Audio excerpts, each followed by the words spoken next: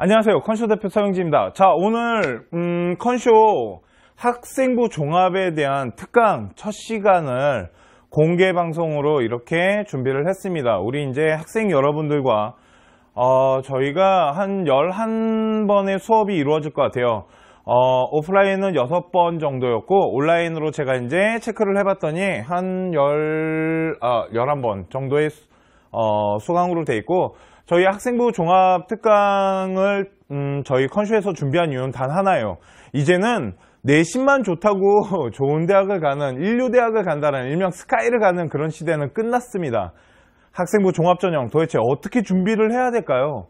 그 부분에 대해서 하나의 팁을 드리자면, 이제 시작하기 전에 제가 먼저 말씀드리고 싶은 건 두 가지예요. 첫 번째, 생활기록부 안에는 나만의 이야기가 들어가야 됩니다. 자신만의 스토리가 일단은 만들어져야 되는 거고, 두 번째는 계획성이 되게 중요하다라고 보면 됩니다.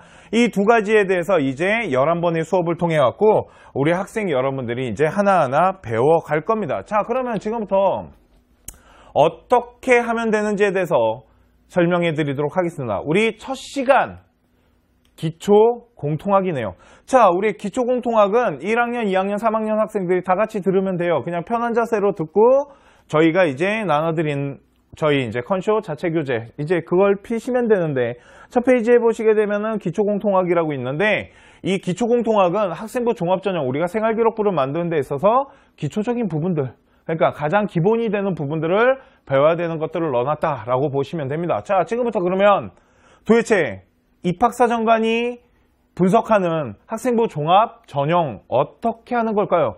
자, 제가 그런 얘기를 되게 많이 해요. 컨설팅 한 지가 이제 솔직히 이게 9년이라고 말해야 될지 11년이라고 말해야 될지 잘 모르겠는데 그냥 11년이라고 말할게요. 왜 그러냐면 입학사정관이라는 게 우리나라에 도입이 됐을 때 이거에 대한 솔직히 좀 매력을 느끼고 시작한 게 저는 컨설팅이에요.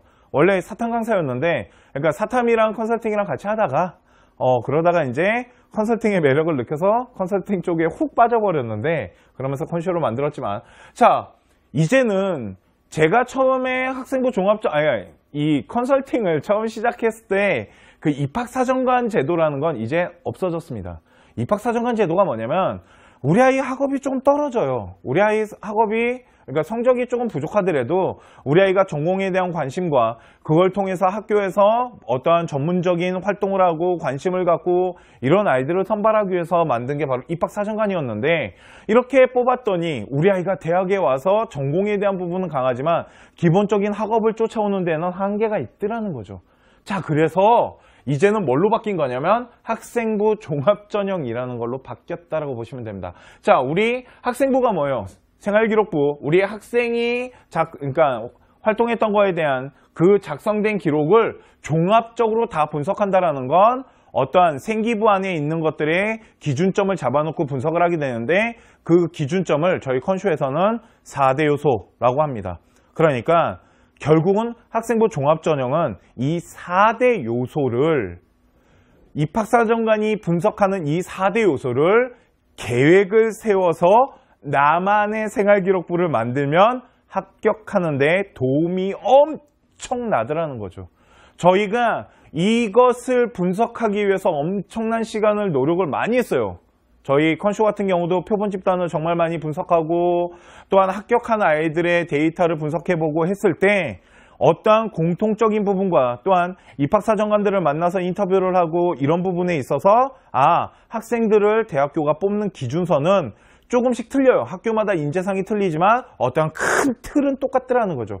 그거를 저희 이 특강을 통해서 알려드릴 겁니다. 지금부터 잘 쫓아와 주시기 바랍니다. 자, 봅시다. 학생부 종합전형 뭐라고요? 4대 요소로 뽑습니다. 학생부 이 종합에서 중요한 것은 일단 자신의 생기부를 만들어야 된다는 거예요. 보통 이제 학부모님들이나 우리 학생들이 저한테 물어봐요. 어떤 생기부가 좋은 생기부예요?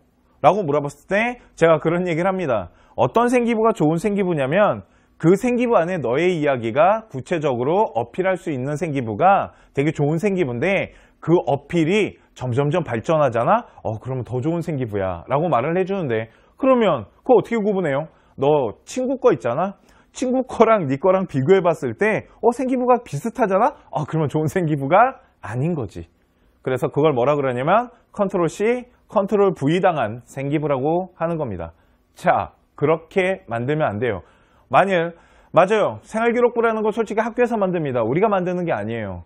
하지만 학교는 우리의 학생들이 무엇을 했는지를 자세히 모르기 때문에 요즘은 담임 선생님이 뭔가를 이렇게 적어서 내라고 합니다. 생기부 작성 기간이 되게 되면 너 활동한 거 한번 적어내볼래? 라고 했을 때 정말 계획적이고 완벽하게 나의 이야기를 다 어필을 해야 된다는 거죠. 그거에 대해서도 더 구체적인 건 뒤에 가서 더 알려드리도록 하고요. 스토리를 통한 4대 요소를 만드는 게 우리 특강의 목표입니다. 그러니까 자기 이야기를 4대 요소에 맞게끔 하고 또한 성적 관리하는 법에 대해서도 뒤에 이제 응용편이나 이런 부분, 학업 역량하는 부분에 대해서 저희가 왜 특목고와 왜 일반고가 내신 등급이 그렇게 다르며 왜 등급 단순 정량화된 그 숫자가 중요하지 않은지 중요한데 그게 전부가 아닌지 그런 거에 대해서 설명을 해 드릴 겁니다. 자, 그러면 자, 생활기록부의 정의를 좀 내릴게요. 이걸 좀 알아야 돼요. 지금부터 이걸 정말 잘 보셔야 됩니다. 자, 보세요. 자, 우리가 생활을 합니다. 어디에서 생활을 하는 거냐면 고등학교 생활을 하죠. 거기에 대한 기록을 해주세요. 자, 고등학교 때 우리 아이가 했던 행동이나 어떤 행위에 대해서 우리 학교에서는 뭘로 해주냐면 결과론적으로 기록을 해줍니다. 그걸 생활기록부라 그래요. 그거를 종이에다가 한 걸 생활기록부인데, 자, 보세요. 그러면 고등학교 행동과 행위에 대한 어떠한 결과론적인 생기부가 만들어지게 되면 이 안에는 뭐가 빠진 거냐면 지금 우리가 어떠한 결과를 만들어내는 데 있어서의 과정이 없는 거죠. 그러면 이 과정을 그래서 나는 네가 학교 생활을 어떻게 했는지 솔직히 보고 싶어. 대학교는 솔직히 보고 싶은 거는 네가 어떤 활동을 했는지보다는 네가 그 활동을 어떻게 해냈는지가 되게 중요합니다. 그렇기 때문에 그 과정을 어떻게 넣어야 되냐면 이거를 자소서, 일명 자기소개서에다가 빠진 과정에 대해서 네가 쓸만한 거 있으면 골라서 잘 써볼래? 라고 합니다. 자, 그래서 1번은 뭘 쓰는 거냐면 너 학교 다니면서 학업에 기울였던 거, 노력했던 거 한번 써볼래? 이게 천자예요. 두 번째는 뭘 쓰는 거냐면 너 학교 다니면서 자랑질 할 만한 거 3가지만 자랑질 할 거 있으면 해볼래? 라고 한 게 1500자입니다. 자, 세 번째는 인성이고요. 네 번째는 학교마다 틀린데 대부분의 학교가 우리 학교에다가 왜 지원했습니까? 그리고 우리 학교에 들어와서 어떤 식으로 학업을 할 것이며 그래서 당신은 미래에 뭐 해먹고 살 거예요. 이걸 보통 학교들이 많이 쓰라고 합니다. 자, 이거 천자고 이거 천자예요. 그런데 솔직히 인성은 봉사나 반장이나 어떠한 좀 틀에 박혀 있습니다. 또한 동기부여나 학업계획 이거는 되게 미래지향적이에요. 그러니까 이게 생기부에 들어가는 거는 어떻게 보면 일정량이 정해져 있어요. 자, 그러면 내가 어떤 과정을 한 거에 있어서 정말 자랑질을 할 수 있는 건 이 2500자가 전부라는 거죠. 결국은 몇 개? 4개를 어필할 수 있는 겁니다. 이해 가십니까? 그런데 내가 학교 생활하면서 몇 가지 활동을 해봤겠냐고요. 4개만 했을까? 수행평가만 해도 수십 개를 했고 자사고 같은 경우는 수백 개를 하는데 예를 듭시다. 내가 학교 다니면서 200개 정도의 활동을 했어요. 200개 중에 내가 쓸 수 있는 건 몇 개밖에 없다? 4개밖에 없는 거예요. 걷다가 이거 3가지 자랑질 하라고 하지만 구체적으로 쓰다 보면 2가지만 쓰는 경우도 되게 많습니다. 이해 가시죠? 그러다 보니까 그러면 이 200개나 되는 이 결과물들을 어떻게 할 거냐는 거예요. 그래서 우리 컨쇼에서는 생활기록부에 이 결과를 다 쓰지 말고 생활기록부 자체를 뭘로 만들어야 되냐면 자소서화 시켜야 된다고 봐요. 결국은 생활기록부 안에다가 결과를 집어 넣어야 된다는 거죠. 그 대표적인 게 바로 동아리입니다. 그래서 우리가 뒤에 이제 동아리 부분에 대해서 설명할 때 생기부용과 자소서용을 나눠서 관리하는 방법에 대해서 말을 할 거고 또한 뭐 진로활동이 됐건 어떠한 자율활동이 하건 그 부분에 대해서 다 뭘 중요시 할 거냐면 우리는 이제부터 과정을 중요시해야 돼요. 자, 이런 겁니다. 자, 우리 학생이 만일 자율활동이란 걸 했어요. 자율활동은 진짜 학교에서 컨트롤 C, 컨트롤 V를 가장 많이 하는 데고, 또한 내가 어떠한 자유로운 활동을 통해서 내가 발전되는 모든 것이 들어갈 수 있는데도 불구하고 학교는 어떠한 틀을 짜놓습니다. 그 틀 안에서 무조건 해야 된다고 생각하는 학교들이 많아요, 생각보다. 그런데 일반 고등학교와 그래서 특목고의 자율활동을 비교해보면, 아니면 상위권 대학교를 많이 보내는 학교들 있잖아요. 걔네들의 자율활동을 보면 컨트롤 C, 컨트롤 V 색깔이 덜 나타나요, 확실히. 자, 그렇다면 왜 컨트롤 C 당하냐면, 왜 컨트롤 V 당하냐면 이겁니다. 이제 학교에서는 정해놨어요. 뭐 에이즈 예방교육, 뭐 장애인 이해교육, 독도교육 이런 걸 했다 칩시다. 그런데 솔직히 우리 학생 여러분들 독도교육 했다 칠게요. 자, 내가 역사학과를 갈 거예요. 그러면 내가 만약 독도교육을 받았으면 문제는 뭐냐면 독도교육 받고 끝난다라는 거예요. 그러니까 학교에서는 우리 아이 독도교육 시켰어요, 이렇게 써주는 거죠. 그렇기 때문에 내가 결과론적인 아이가 돼선 안 돼요. 내가 과정의 근거 자료를 학교에다가 제시를 해야 된다는 거죠. 선생님, 저는 요번에 독도교육을 통해서 독도에 대해서 다시 한번 조사를 해봤고요. 그 조사 결과 우리나라와 일본 사이의 역사적인 독도의 근거 자료에 대해서 비교 분석을 해봤고요. 그것을 다 모아가지고 보고서를 조그맣게 하나 만들었는데 저 이런 활동했습니다 라고 하면, 그 독도교육의 결과론적인 게 어떤 과정이 들어갈 수 있는 근거 자료가 생기고 그걸 학교에다 어필한다면 우리가 말하는 자소서화된 생기부를 만들 수 있다는 거죠. 이해가십니까? 장애인 이해교육도 마찬가지입니다. 내가 장애인에 대해서 뭔가를 느끼고 배웠다면 우리나라 장애인 현 실태가 어떤지, 우리나라 장애인에 대한 복지는 어느 정도 되는지, 장애인 센터에 갔을 때 내가 만약 봉사를 장애인을 가고 있다면 장애인 센터에 갔을 때 거기에 대한 문제점을 파악하고 그걸 장애인 이해 교육을 통해서 어떤 과정에 대한 부분을 정리해서 학교에다 제출한다면 그 부분이 일반 학생들과 당연히 달라지겠죠. 그러니까 아까 말했잖아요. 이제 학생부 종합전형이라는 건 어떠한 계획의 틀을 짜고 그 틀 안에서 우리가 움직여야 된다는 거예요. 자, 그렇다면 생기부라는 건 글자 제한수가 있습니다. 그죠? 아까 했던 자율활동의 같은 경우 글자 제한수가 1000자예요. 일명 3000바이트가 들어갑니다. 또한 우리는 글자 수로 안 해요. 바이트로 무조건 계산하셔야 되고, 저희 컨쇼 홈페이지에 이제 들어와 보시면 저희 컨쇼가 또 개편하지 않았겠습니까? 자, 홈페이지 상단 우측에 보시면은 배너가 하나 있는데 거기 바이트 계산기 다운로드 받을 수 있게끔 저희가 제공했어요. 다 받아 가세요.